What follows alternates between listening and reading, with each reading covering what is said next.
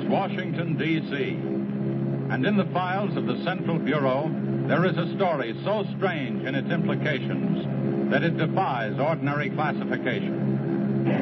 It is the story of a handful of people who, in the course of one desperate night, held back a wave of panic and pandemonium.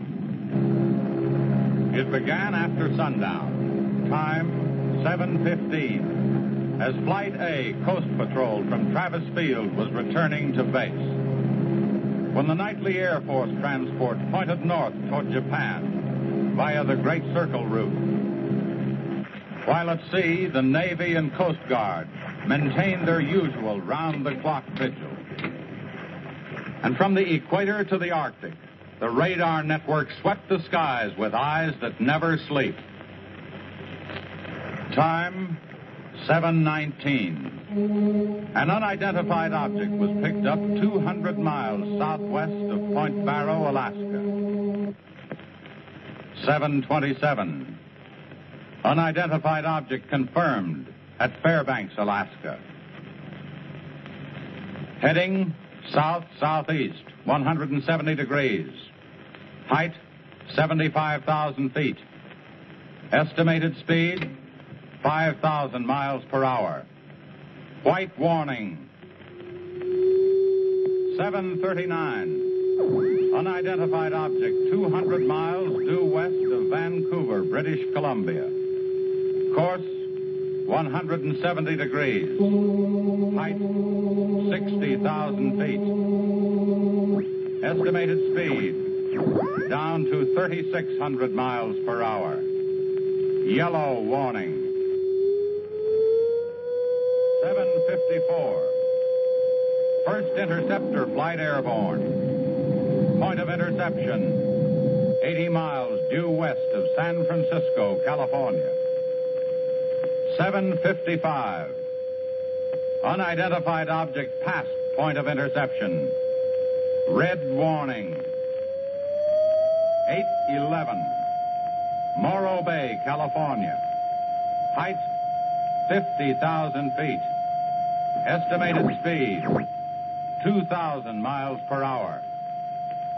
8:15. Santa Monica, California. Height, 10,000 feet. Speed, 1,200 miles per hour. 8:18. All traces of unidentified object gone. Red warning lifted. By 8:25 at the Los Angeles branch of the Communications Commission, reports of strong interference with radio and television reception began to pour in from the beach area. The monitors went to work immediately. Mobile units were ordered to converge on the vicinity of the disturbance. Pinpoint direction finding devices began to trace the trouble to its source.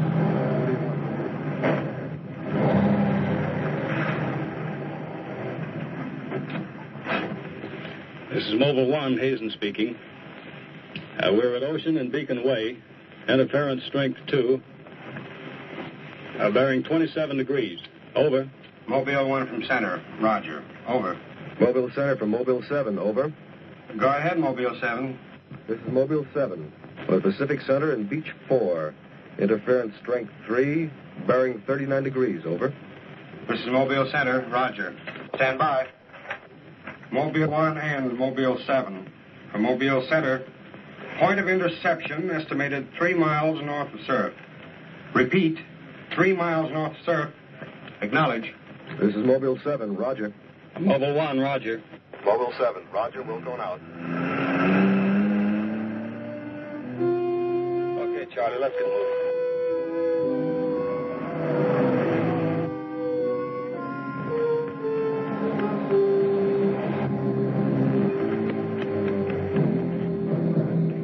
What is it? Take me to a phone quick. I need an ambulance. What's the matter? My husband and Pete out there in the picnic ground just above the beach. They've been hurt. Well, this is a communications car. I'll phone it in from here. I'm Mobile 1 to Central, over. Did you make that out, Charlie? Not a word. I'm Mobile 1 to Central. I can't reach you. Repeat. Well, they must be getting us all right. I'm Mobile 1 to Central. Have an ambulance sent to beach at Surf. Emergency. 2 men hurt. Acknowledge. Roger and out. I'm sure they'll be here soon now. Tell us what happened. This man, he just kept coming at us. It was awful. Who? I don't know. He was wearing a suit like a diver. Hurry, please. They're hurt. Charlie, you better wait here. I'll go down and take a look.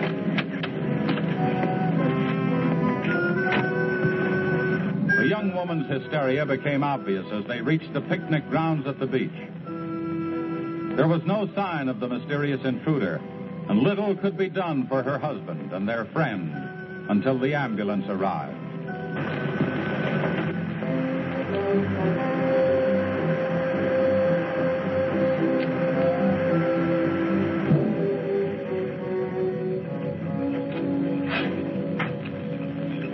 Hi, fellas. How are you doing? We're just taking another reading now. What happened down there? The police took the girl and one of the guys to the station. What about the other one? Well, he's on the way to the morgue. That was her husband. You're right on the button, Charlie. 44.7. Report back to Central if you find anything else. Charlie, grab that portable and check the beach, will you? Got it right here. I'll pick you up right here in about an hour. Where are you going? Police asked me to drop by the station and sign a report. I'll see you later. If you don't, you know where to look for the body.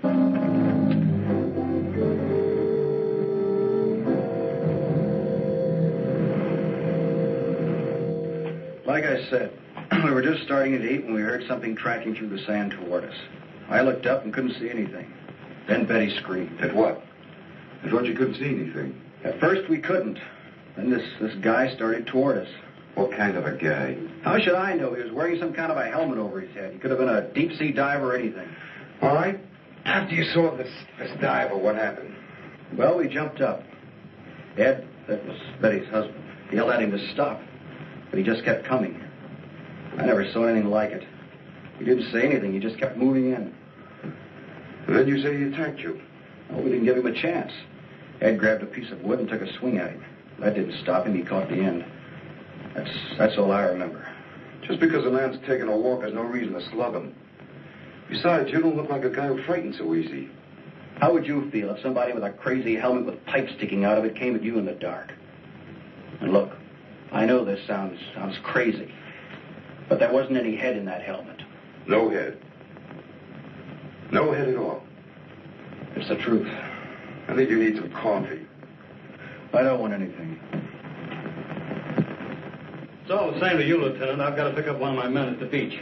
Okay, thanks for coming down, Hazen. Hope I didn't put you out. No trouble. So long. You too. All right, let's start at the beginning. How old did you know the dead man? And his wife? Betty and I went to school together. I knew Ed a year. How long were they married?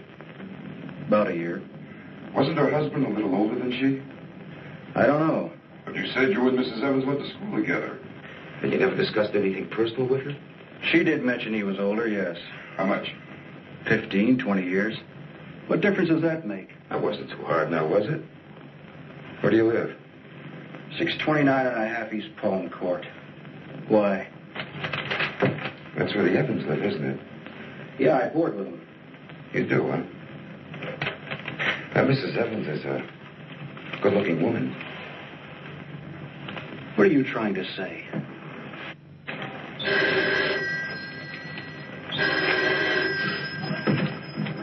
Lieutenant Bowers. Where? Yeah, I got it. I'll leave right away. Bit of a murder. Near the beach. Keep an eye on this guy until I get back. What are you doing? You'll stay right where you are. At least until Mrs. Evans feels well enough to talk. What do you want from her? Oh, I just want to see if your story checks with hers. After all, you went to school together, remember?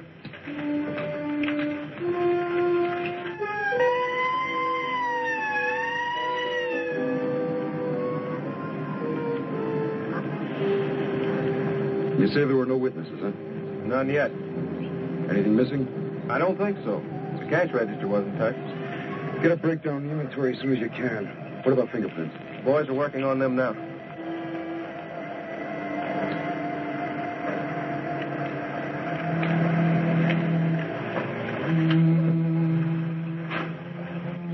late. What kept you so long? The lieutenant asked me to hang around a while. Well, what's the score? It looks like one of those things. Pretty girl, older husband, young boarder. Kid claims some guy without a head knocked the old man off. You don't say. Anything else? Yeah, he had a diver's outfit with horns. No. He's going to have to do better than that. How are we doing? I took a reading about 10 minutes ago. The radiation is going out with the tide. What about the radio phone? It's working fine again. I just got a call from Central. They said Mobile 7 picked up some new trouble northeast of here. Here we go again. Hop in.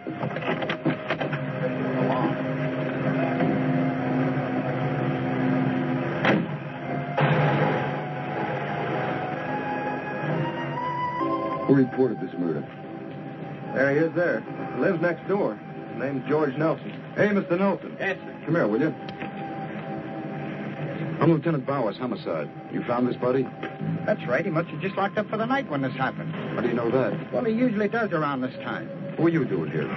I was sitting home watching the fights on TV, and all of a sudden the thing started acting up. What has that got to do with it? Well, you don't know this set. You know, it wouldn't work at all when I came home to supper. Then all of a sudden it cleared up fine. So I thought, well, I'll get set to look at the fights again, and all of a sudden out it goes again. So I thought maybe the battery station down here was overcharging the circuit, and so I came down to take a look, that's all. Hey, don't you ever quit work? What's up this time? Another murder? What are you doing here, Hazen? Same as before. Still trying to track down that signal interference. Hey, does that stuff work on TV, too? Well, it has been for hours. What'd I tell you? What's the matter? Seems to set one on the blink. Well, at least we know we're on the right track. How'd you make out with that boarder? You're still sticking to a story. The guy had no head. Well, I'll be seeing you. So long. Right. Come on, Charlie.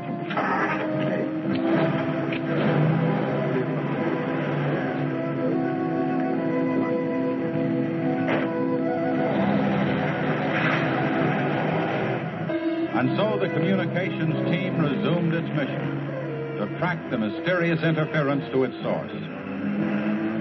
Via accurate readings taken at regular intervals by stationary and mobile units, it was determined that the disturbance was moving in a northeasterly direction. By 10:34, Mobile Center had pinpointed the disturbance at the edge of the Huntington oil fields. Units 1 and 7 were instructed to close in.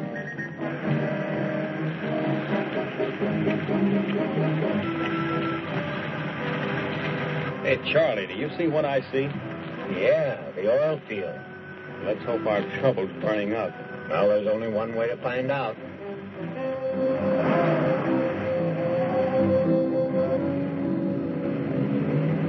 Look, Sarge. 2 murders and an explosion in one precinct is big news. Now, come on, you can't pin it all on the young boarder. Or can you? Very funny. Yeah? I'm Hazen of the Communications Commission. Oh, the lieutenant's waiting for you. Thank you. What's a wheel? You heard the man, Communications Commission. Tell me, this kind of interference happen very often? Never anything like this. It's on the move all the time. Means some harm with a transmitter in the car. It's not a transmitter. We don't get a definite disturbance, just interference. And you have no idea of what it is, huh? Not yet. How are you making up? Not so good. You were here when I questioned that boy about the murder at the beach. Did you get anything more out of it? Yeah. Come on with me. You might want to see this.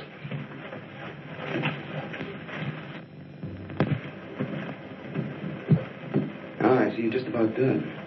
Thanks, you can go now.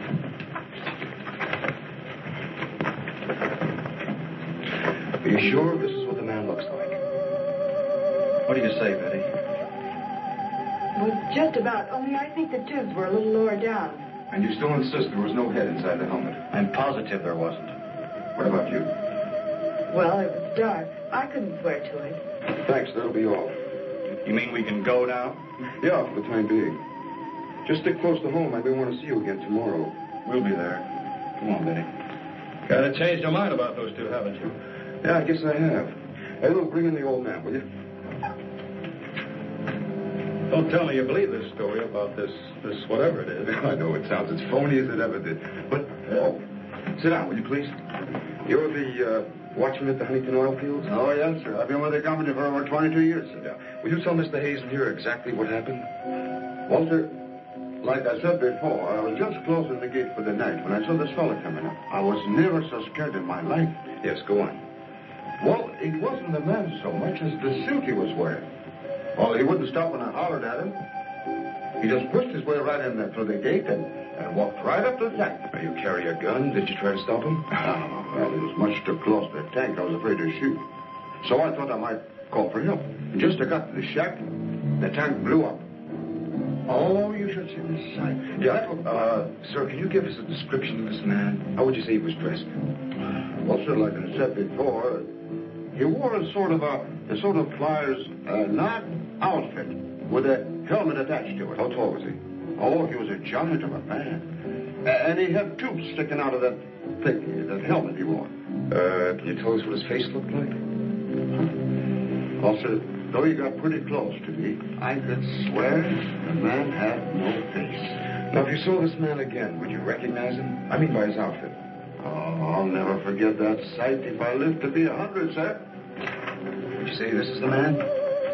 Wait, sure, that's him. Thank you very much. You may go now. All right, sir. Thank you. Well, Hazen, what do you say now? Beats me. The descriptions check all right. This could be some kind of flying suit. High-altitude equipment. Yeah, that's what I've been thinking. Well, how do you explain that stuff about the missing head? No, we can discount that. These people were frightened. It's night. Nobody really took a close look at it. I guess you're right. But whoever he is, that outfit doesn't look like one of ours. Of course, he could have been dropped by parachute. You mean sabotage? I think we better wire a report to Washington and see what they say. Oh, you can use our teletype. I'll tip off the only place police to be on the lookout for something unusual. Hey, wait a minute. What about the press? Oh, I don't think they know too much now. We better keep it that way for a while at least, till we find out whether a friend is still around here. Well, if he is, I think we can find him for you. My hunch is that he's carrying something around that's causing all this disturbance, whether he knows it or not.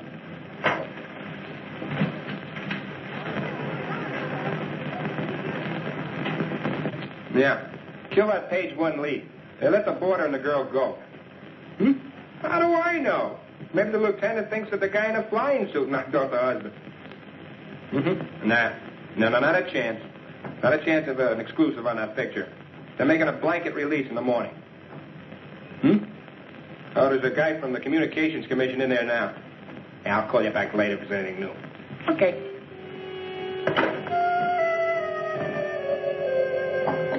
Come in. Sorry to interrupt you, Lieutenant. Yeah, what is it, Jim? There's a teletype can for you. Oh, thanks, Jim. We're waiting for it. That was fast. Well, here's our answer. Looks like they never sleep in Washington. Just to contact a Major Andrews, care of Dr. Wyatt, director of the Griffith Institute. It's kind of late. Maybe I'll give him a call. While you're at it, I'll go out the car and check in with Central. Okay.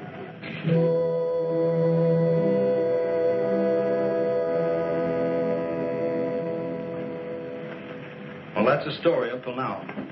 We got in touch with Washington. They told us to contact you here. Very interesting. What do you think, Doctor? When I see something like this, I understand why you gentlemen might have thought sabotage was involved. Lieutenant, are you sure there were no traces of this saboteur, this X-man, found after the explosion in the oil field? Fire department went over every inch of the area. Didn't come up with a thing. Well, then there's a strong possibility that he might have perished in the explosion itself. I doubt that. We're pretty well convinced this man is carrying something that's responsible for all the signal interference. According to the last report I got, there was a definite disturbance about 3 miles east of the oil fields, sometime after the explosion. Well, then if he's alive, you should be able to keep an accurate check of his whereabouts. Not that easy. As a matter of fact, we lost contact about 3/4 of an hour ago. Maybe he realized you were trailing him and got rid of whatever he had that was causing the disturbance. In that case, there's nothing much my department can do to help you. I guess it's up to us. Unless you have some suggestions. Well, let me think out loud for a minute. It might just be that what we've been talking about so far, and this phantom, as we'll call him, ties in with what the doctor and I have been discussing. That is very possible. I don't know whether you know it or not, but somewhere around 7:30 this evening, our radar networks picked up an unidentified object off Point Barrow, Alaska. They traced it clear down to Santa Monica before they lost it. Santa Monica? That's where we first picked up our radio interference. Yeah, right at the scene of the murder. Well, then, if all these things tally up, we've got some idea of how our man got here. You mean that he came in some plane? In that case, somebody would have seen it land and take off again. Or did it crash? No. No, we don't think it was a plane. No rocket or jet that has been built so far can attain the speeds of 5,000 miles an hour, particularly for such a great distance. And maybe we're on the wrong track altogether. Couldn't your unidentified object have been a meteor? They travel at a terrific speed. Yes, fast enough for most of them to burn themselves out the moment they hit the Earth's atmosphere. And did it occur to you that meteors are not very likely to travel horizontally, all the way from the North Pole to California? Well, if it wasn't a meteor, or a flying missile of some type, how do you figure this phantom ties in? We're not sure that he does. I don't care what you say, but it doesn't make sense to me. Anybody trained in sabotage would stay undercover. This guy's walking around in a monkey suit, killing people.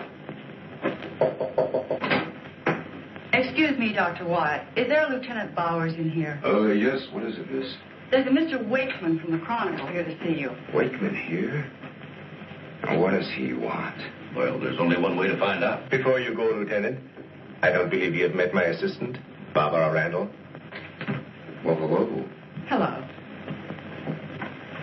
It's Mrs. Randall, Lieutenant. I'll be right back. Barbara, you know the Major? Of course. And this is Mr. The Communications Commission. How do you do? Well, I see you are working a little later tonight than usual. Yes, my husband's teaching a late class, and he won't be able to pick me up for a while. Besides, I had some work to do in the lab. Well, at least you'll have lots of company. All right. So I shouldn't have come up here. But I got to get your angle on this Beach murder. And your whole department is shut up. Look, Wakeman, will you stop bothering me? There's nothing to say. If you got an exclusive story from that Evans Damon or Board, then you know as much as I do. Yeah, but that still doesn't explain anything about the guy without a head. Come on. Who is it? Your guess is as good as mine. You mean you let those two kids go without knowing that? I don't buy it. Well, I did. Well, then you must have an awful good reason. I bet you're trying to tie it in with that other murder. All right, Lieutenant. Don't tell me. I'll get my story somehow. Oh, if you want to know how things turn out, read the Chronicle in the morning. That's right. Now get in touch with Charlie in Mobile 1 and have him call for me here. Okay, honey. Well, did you come up with anything? No, we're just briefing Barbara here. It's just amazing the way you've been able to put these things together. Don't kid yourself, Mrs. Randall. It seems the press knows as much about it as we do. Well, let's hope they don't come to the same conclusions.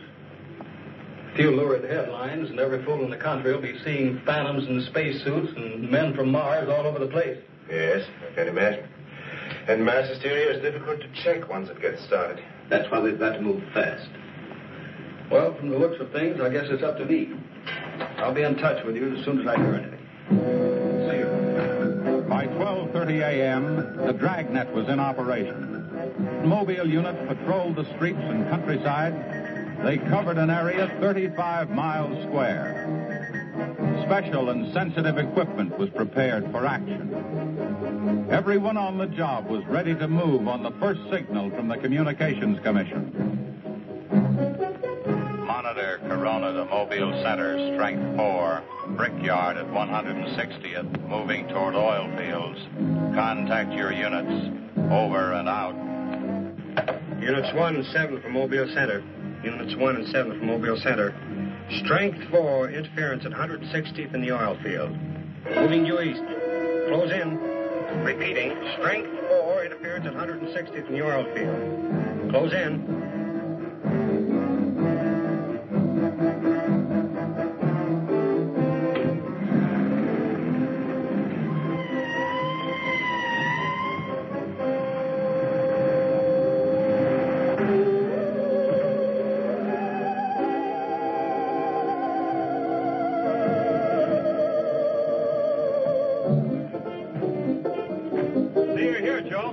on here, trying to set this up.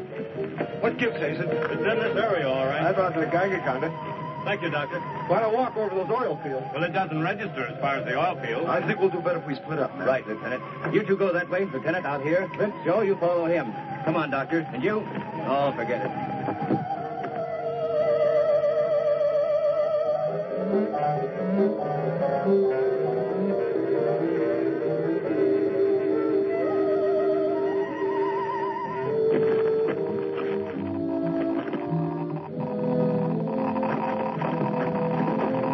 Hey, look at this. Yeah, points this way. Hey, Joe. Joe.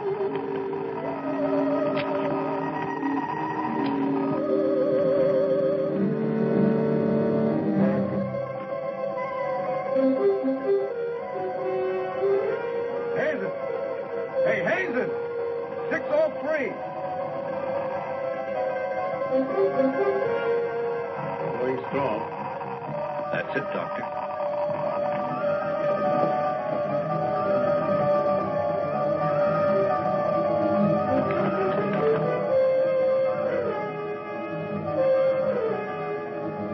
It's leading this way.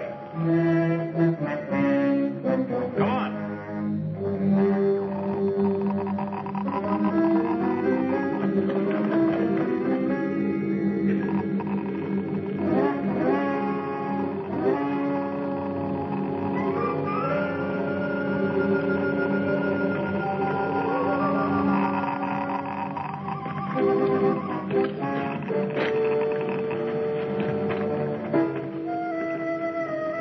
That's this way. Come on.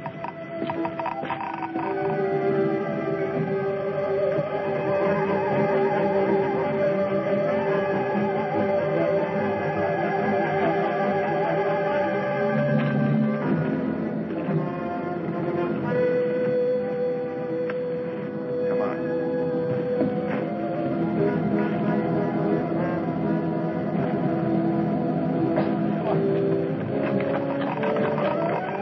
They're going strong. How's your work? Checks with me. Sure does. He's here. We saw him. There he goes. Come on. Fritz. Gotta be around here somewhere. Yeah, we gotta get up the roof. Fitz, go get a ladder. Look out! Let's cut him off. Come on. They're on here.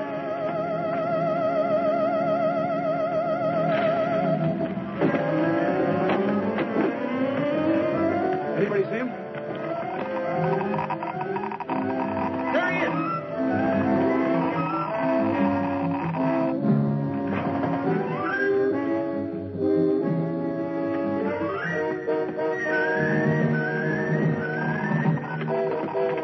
Cut it now. We'll give you 10 seconds to come out of there starting now. 1, 2, 3, 4, 5, 6, 7, 8, 9, 10. We're going in. Up to you guys cover the door. Come on.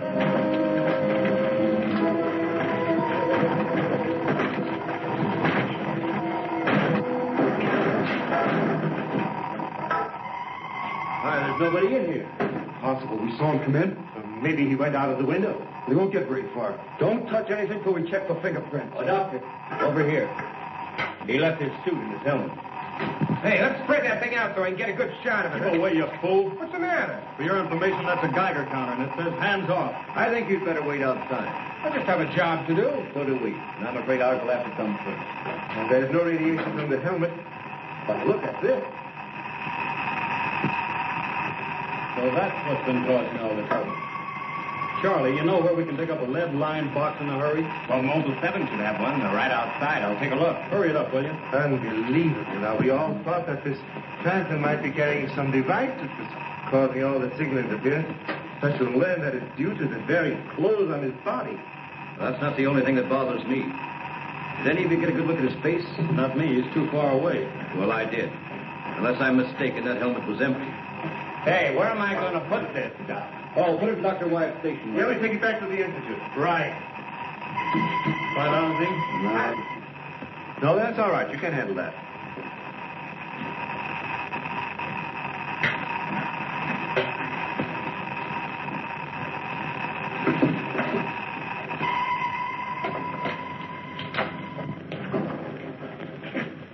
Any luck? Not a sign of him. The boys are still searching the grounds.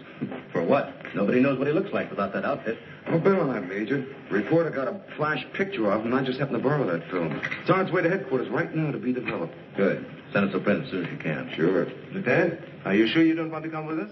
We want to make a few tests at the lab. I'd like to, Doctor.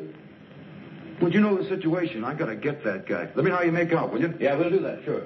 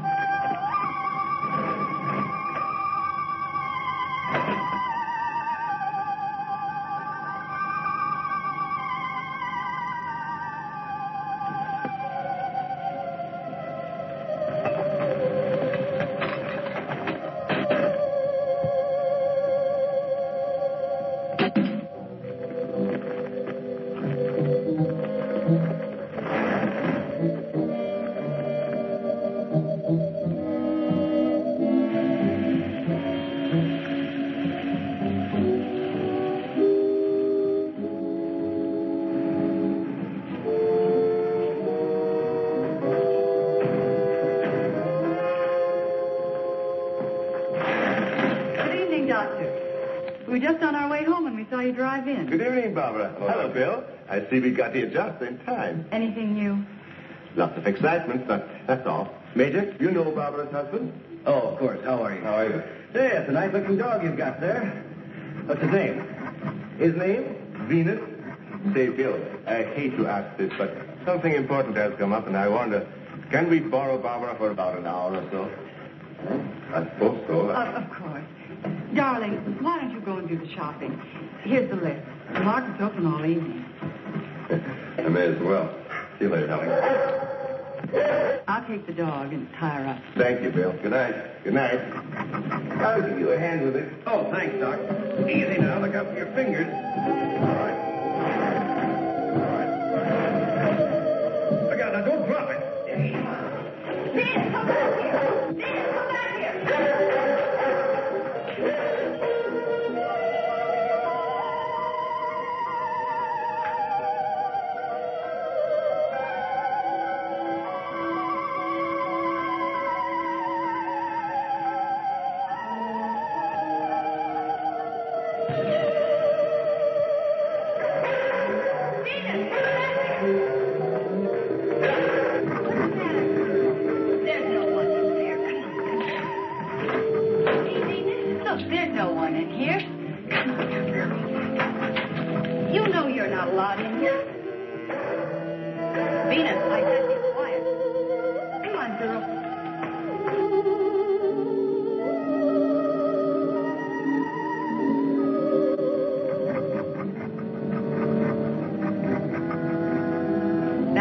Right here, Venus, and I don't want to hear one sound of it.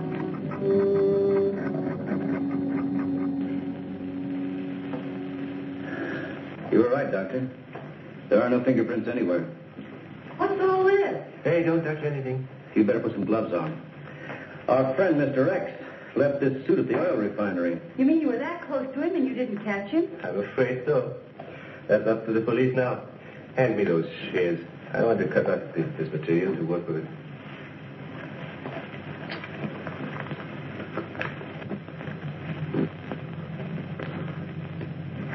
Hey, you better have those sharpened. But I just bought them. All right. Here, try this knife.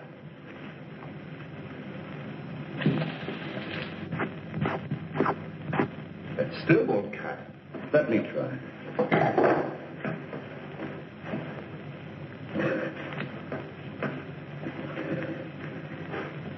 This stuff is tougher than nylon.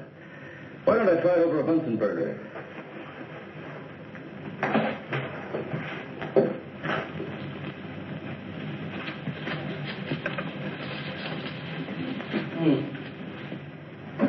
It doesn't burn either. Let's take a look at it under the microscope. Look, it's magnetic. Magnetic? Here, Radioactive. And apparently indestructible. Thank you.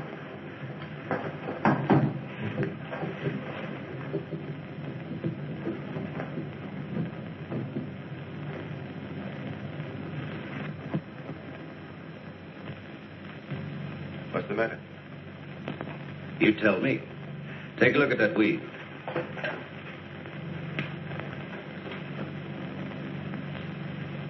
What weed? There is none.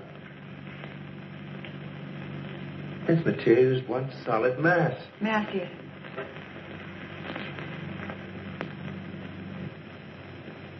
Why, you're right. It must be some sort of plastic. No. I'd say it's a metallic substance of some kind. Well, I've seen a lot of interesting alloys, but never anything like this. Let's try an acid test. All right. Go ahead.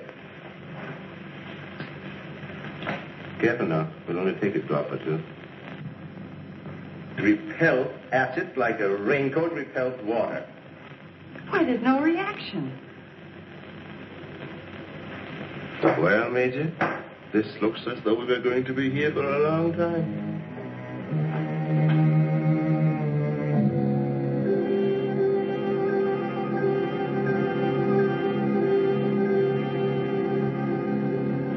Now we have it. The helmet is not radioactive. The suit is. There is no doubt.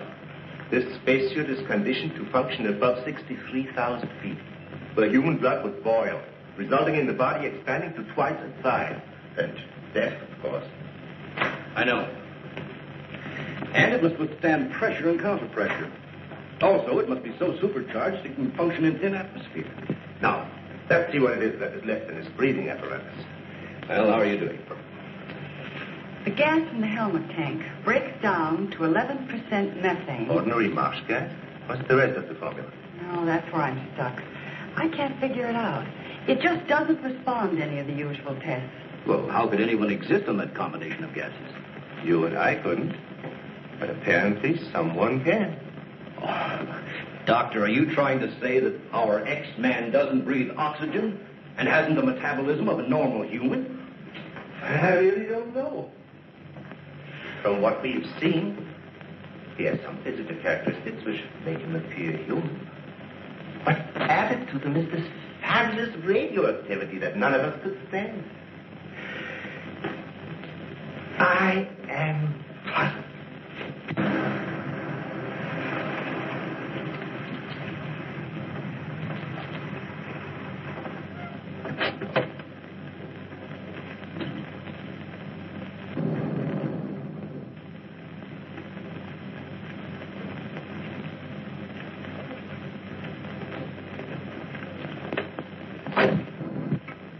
I think the answer lies right here in this helmet. Obviously, he needs it to survive. Otherwise, he wouldn't have risked wearing it where he was sure to be recognized. As it is, he only took it off when he was cornered. But if what you say is true, how can he exist without it now? Let me put it this way. It's like a patient in an iron lung. Sometimes one can be removed for hours at a time without any ill effects. Exactly. And I think the same principle applies here. And that means sooner or later, he has to get his breathing apparatus back or die. I don't understand. Well, I've got an idea. If we were to return this whole outfit to where he left it, he might be tempted to come back to it. Dr. Wyatt speaking? Yes, he's here. No, thank you. Hello, Major. Still at it, huh? Mm-hmm. No, we haven't got a thing, no. The picture? Yeah, hold on. He says the picture the reporter took of our man didn't come out. I was afraid of something like that. The radioactivity must have burned the emulsion. Hello. No. No, we didn't find any fingerprints at all in his clothes. Did you find any? Oh, too bad. Hello? Will you wait there, please? We don't know what to make of this either. Have you heard from the communication boys yet? Well, let's hope they turn up with something. Major, excuse me. Hold on a second. Yes? It's Mr. Wakeman of the Chronicle. He insists upon seeing you. He does. Where is he? I told him to wait in the lobby. Good. Hello? Yes, our friend from the press is here.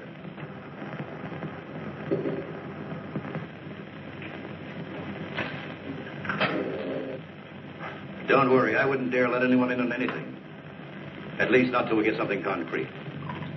Right. All right, I'll see you later. Well, I guess I'd better see this newspaper man. Want to come along, Doctor? I think I will.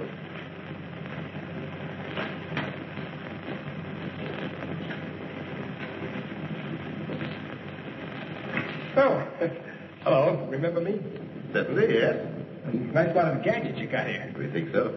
What's on your mind? Well, I was wondering if you might let me take a couple of pictures of that suit you brought up here. I'm sorry, we can't do that. Oh. Well, now, look, I got a wonderful picture of the guy running in the shack, and the lieutenant stuck his nose in my business, and what do I get? A blank.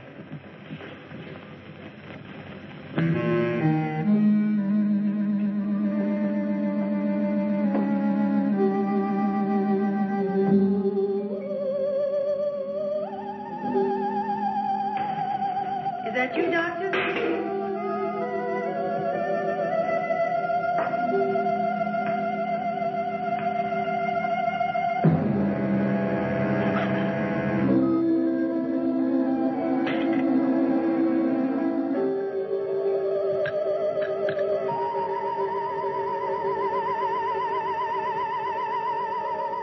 Well, you must have some lead on this guy, otherwise you wouldn't have brought that suit up here. Well, let's just say we were curious.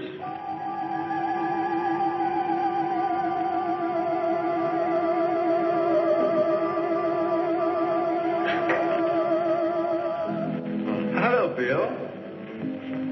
I back so soon? Isn't Barbara through? I don't know. She's still in the lab. Why don't you go up and see? I will.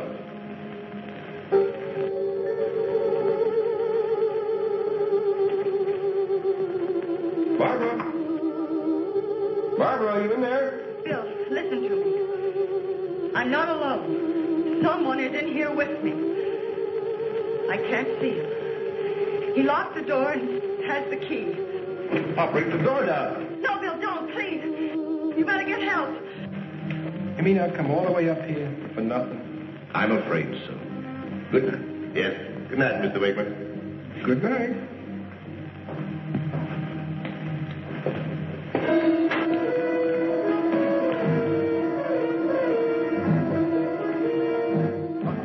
Major, come quick. What's the matter? What's the matter? Where's Barbara? In the lab. The door's locked and there's someone in there with her.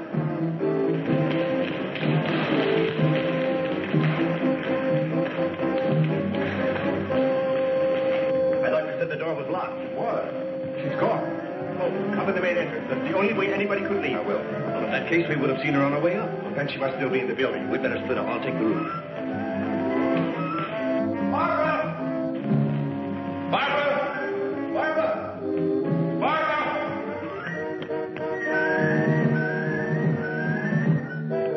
Barbara! Barbara! Where are you? Barbara!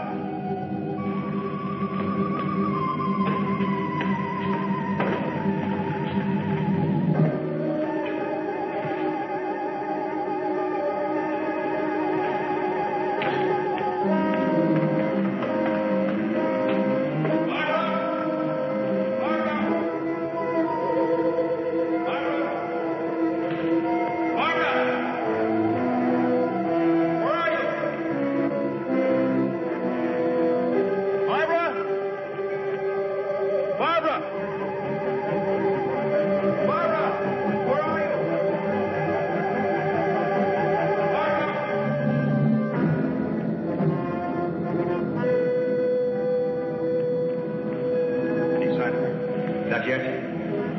She must be around here someplace. Now, you stay here. Watch the main entrance. And I'll check the basement.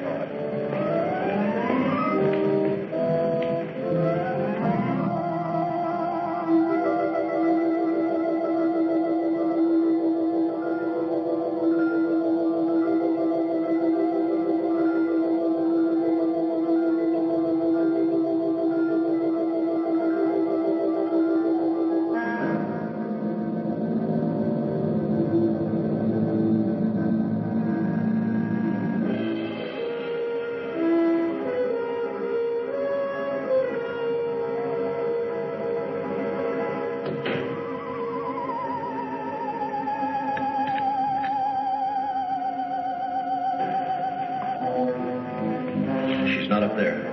Where's the doctor? He went down to the basement. Here he comes. You didn't find her? No. I'd better call the police. But there's no telling what could happen to her in the meantime. Now, take it easy. We're doing the best we can. But she said she was locked in, and she couldn't see who did it. Can you explain that? No. Not yet.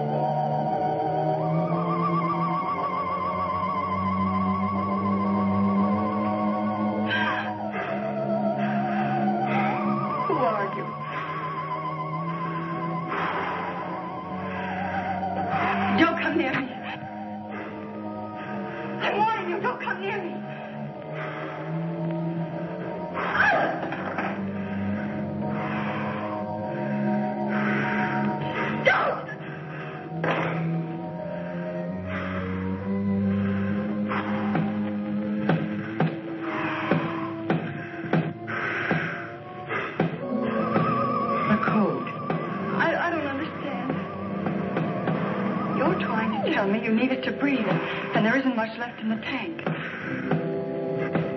1, 1, 2, 1, 1, 2, 3.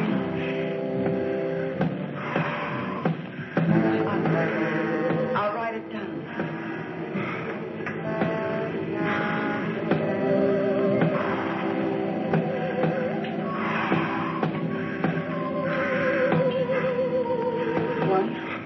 One, two, 1,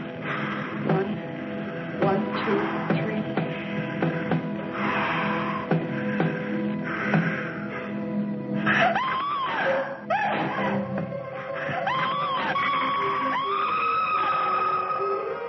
In the lab.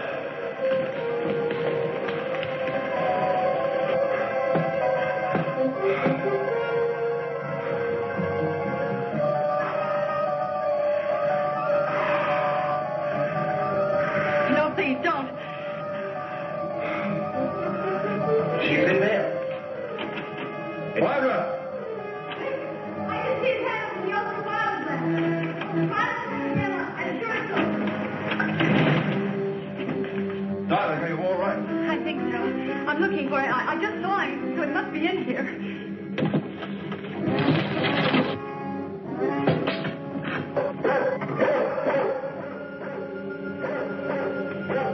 Steady feet to the ground.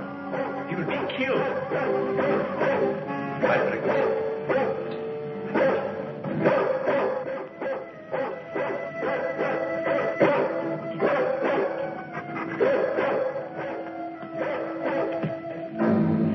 He was right there.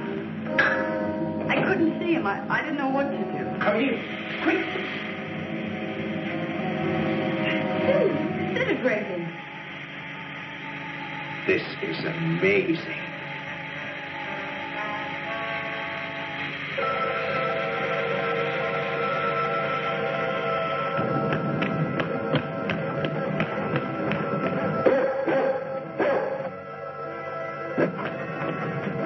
Now, quiet down, Venus. Quiet down. Stop.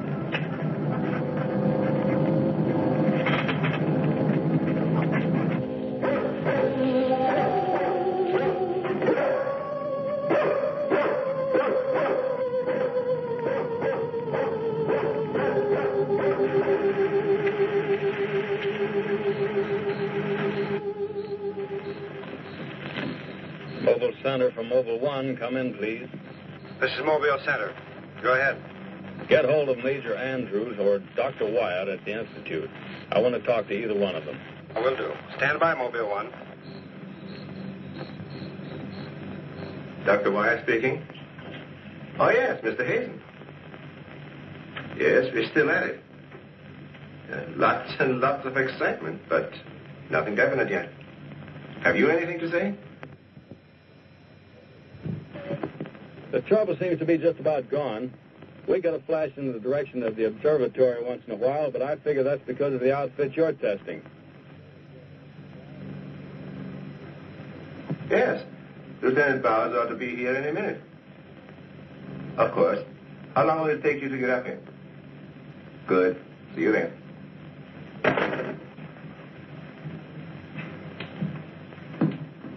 Thank you, gentlemen. Put it down here, please.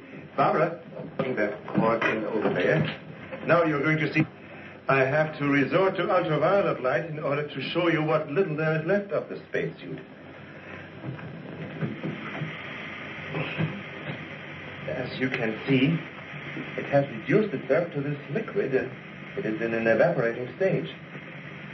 The helmet is in the lab and still intact.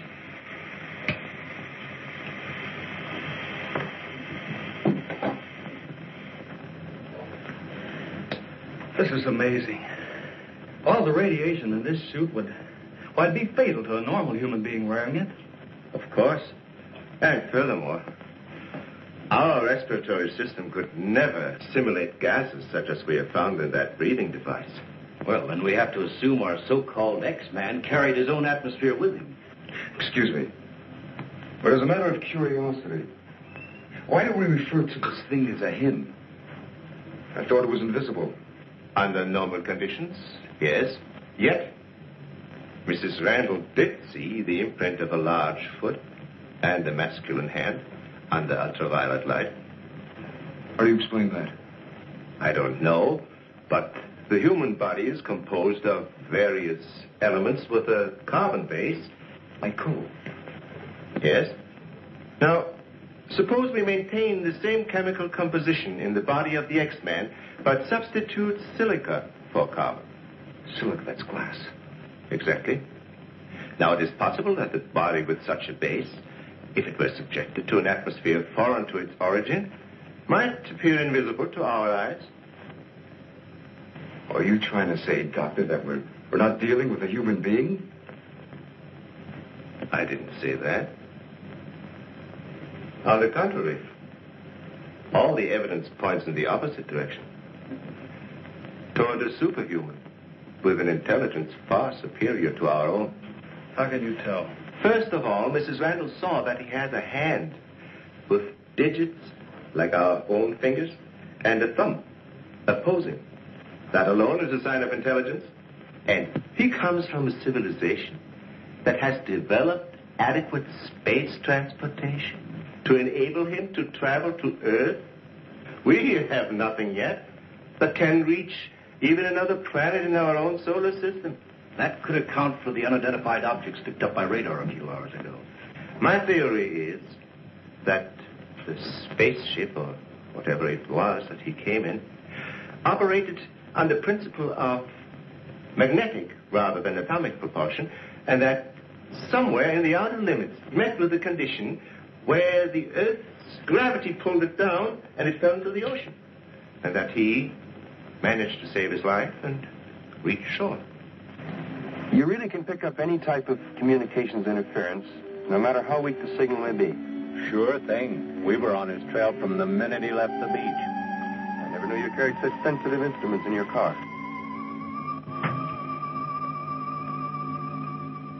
What you told us is very interesting, Doctor. But I've got to make an official report to headquarters. Are you willing to be quoted that the criminal we're after is a creature from another world? All I can say is we know that our Earth is not the only planet capable of sustaining life in one form or another. You can quote that. All I've got to go by is some footprints in a hand. That isn't much. No fingerprints, no description, no nothing. And we're after a killer. Has it occurred to you that our X-Man has no apparent motivation for his acts, and might therefore not be an intentional criminal at all? You have a point there. Hey, wait a minute.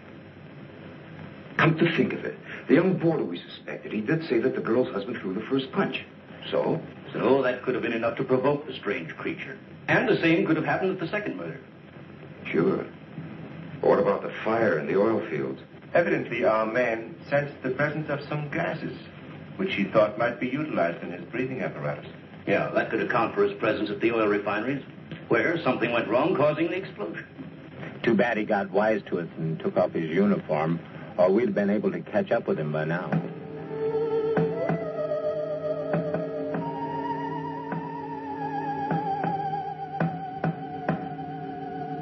No, he didn't utter a word. But I'm convinced he was trying to convey a message to me. He kept tapping out a code. I wrote it down. Let me see that, please. Doesn't make sense. Well, it may be based on some mathematical system we know nothing about. But he was trying to tell us something. Why did he run away?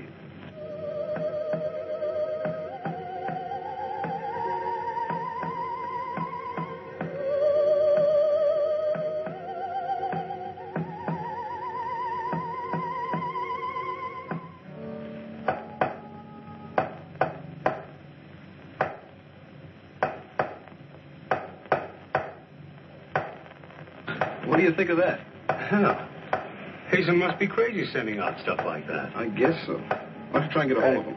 Yeah. Mobile 1 from Mobile Center. Come in, please. Mobile 1 from Mobile Center. Come in, please. Mobile 1 from Mobile Center. Come in, please. Hey, that's Central calling.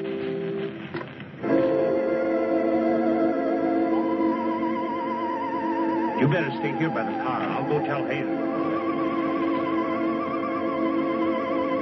Yes, Colonel Powell. Of course, I'll mail you a complete report first thing in the morning. Yes, sir, thank you. Oh, and I'm awfully sorry to disturb you so late at night. Right, good night, sir. He's around here, this invisible guy. He was in the car. How do you know? I was talking to Randall outside when I heard Central calling. Before I could get over to answer, I saw the door open and shut by itself. He's desperate. For all we know, he could be trying to send a distress signal to his home base, wherever that is. Well, let's hope he doesn't get through. We've got enough problems with just one of those guys. Well, at least we know he's surrounded the vicinity, and it's obvious what keeps him around. Of course. He's got to come back for what little gas there is left in his helmet. And when he does... Oh, please, the most important thing is to take him alive. If we can only make each other understand, there's no telling how much science can profit. I'll go along with that, Doctor. But I've got to make sure that once he's cornered, I'll be able to hang on to him. I think we're all agreed on that. All right, good, then we must see it from his angle. He's in an alien world. No doubt we are as frightening to him as he is to us. But the most important thing, then, is to keep calm at all costs and do nothing to provoke him. Immediately, a simple plan to trap the Phantom went into operation. All obstacles to his entry were removed. To erase any possible suspicion, the doors were left unguarded, and inconspicuous electric eye equipment was set up. All this was connected to a makeshift control board, which would immediately signal the exact location of the trespasser. Now, there was nothing to do but wait. The one road leading to the Institute was blocked off to make certain no outsider would upset the plans or interfere in any way. What's the big idea? Sorry, nobody's allowed through here. Who said so? Lieutenant Bauer's orders. Oh, is he up there? He might be. Well, you get word to him that Joe Wakeman of the Chronicle is here. Sorry, bud, I can't leave. Oh, what about them over there? Hey, you over there. Me? Yeah. Aren't you the guy from the communications outfit? Didn't I see you down at the oil fields a couple hours ago? What of it? You got anything to do with it? Well, you'll have to ask Lieutenant Bowers about that. How can I if he won't see me? That's a good question.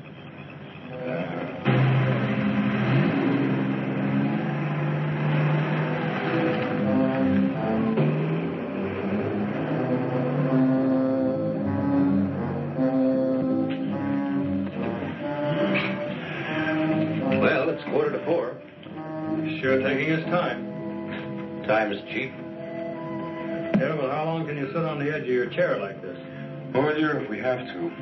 I only hope this mechanism works. It will, unless he flies in between the wires. I wouldn't take any bets that he can't.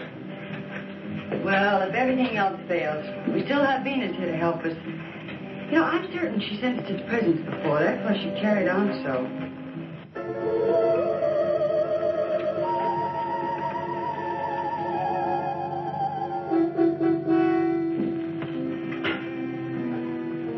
What's the matter, Lieutenant? Is this thing getting you? Oh, no. I'm just thinking about public reaction to all this. I'll give something to the press by morning.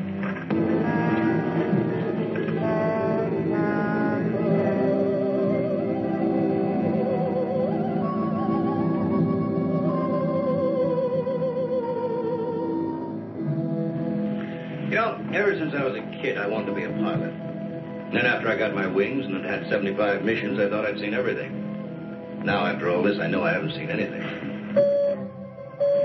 He's here. The back entrance. Let's head him off. Remember, now, take it easy. One time.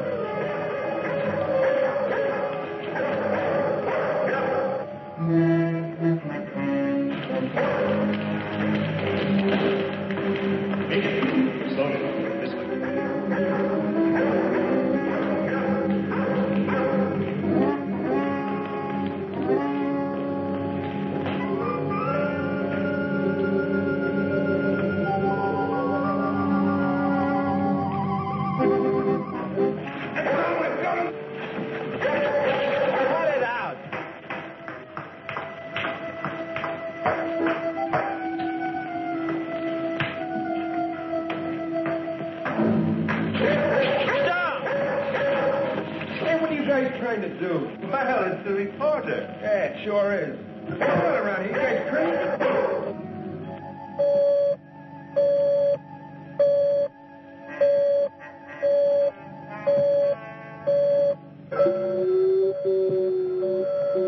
How'd you get in here? Oh, that don't make any difference. Come on, what's up? What's going on?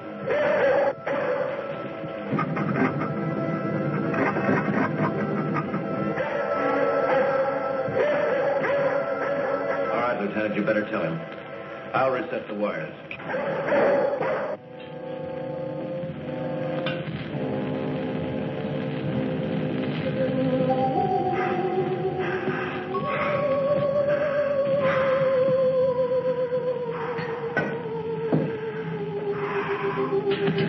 Don't be afraid. We want you to live.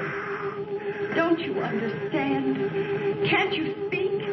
Can't you say something? Anything in any language?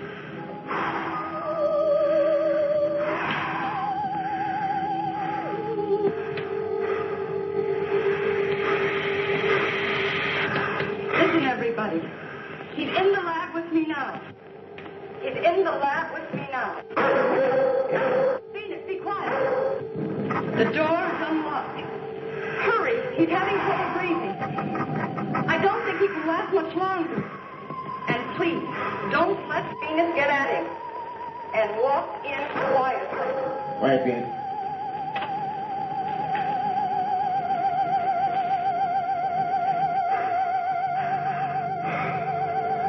It's unbelievable.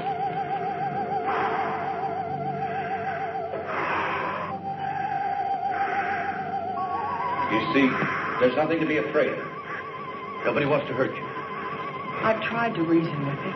I feel he understands, but he can't speak. Wait a minute. I'll try his code. I think I remember it right.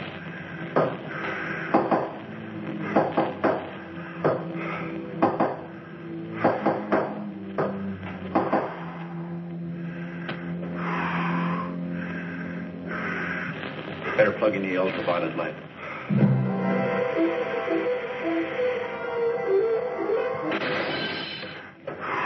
Oh, you scared him.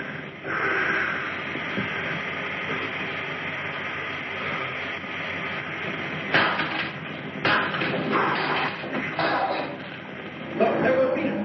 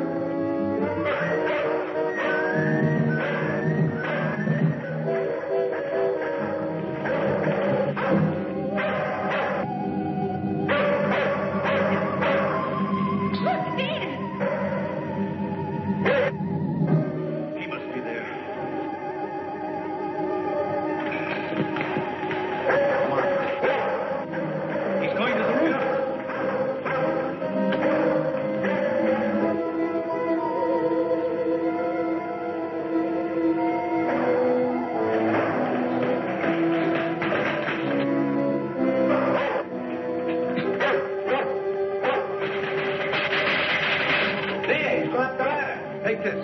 I'm going after you.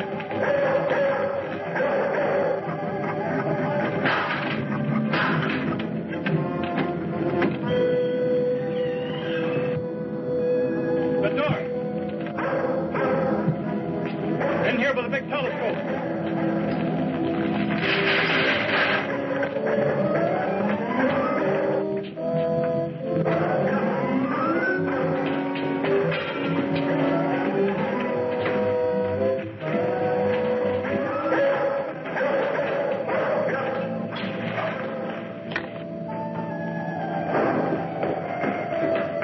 Close the dome. The switch is over there.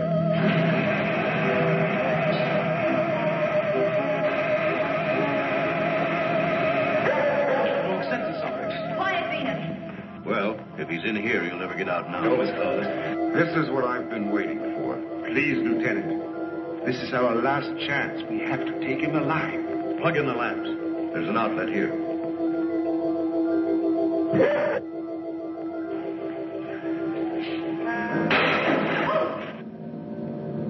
He must be up there.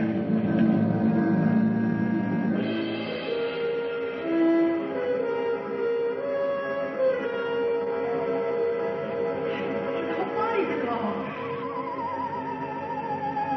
If I hadn't seen this with my own eyes. What do we do now? Stand back.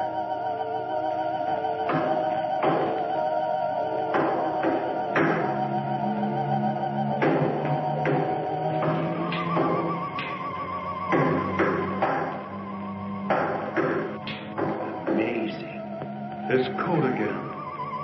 Look. He's trying to speak, but no sound is coming out of his mouth. Look at Venus.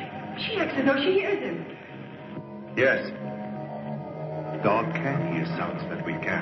His voice must be beyond the range of the human ear. Maybe he's screaming. He's suffocating. The glow, it's almost gone.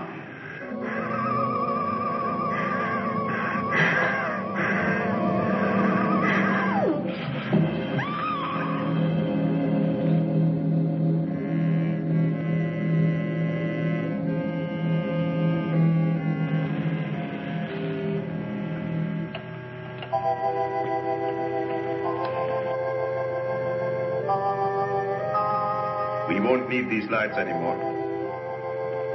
In death, he has become visible as a normal body.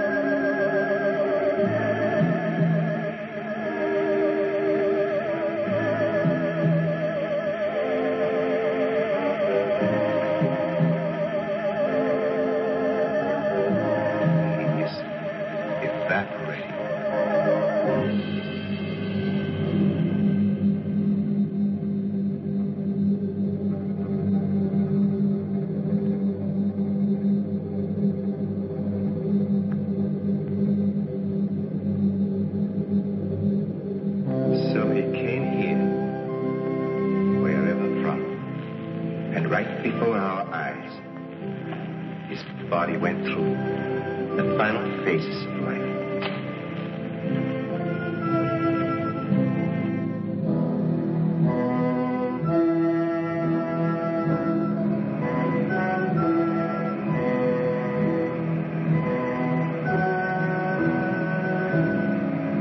Well, it's more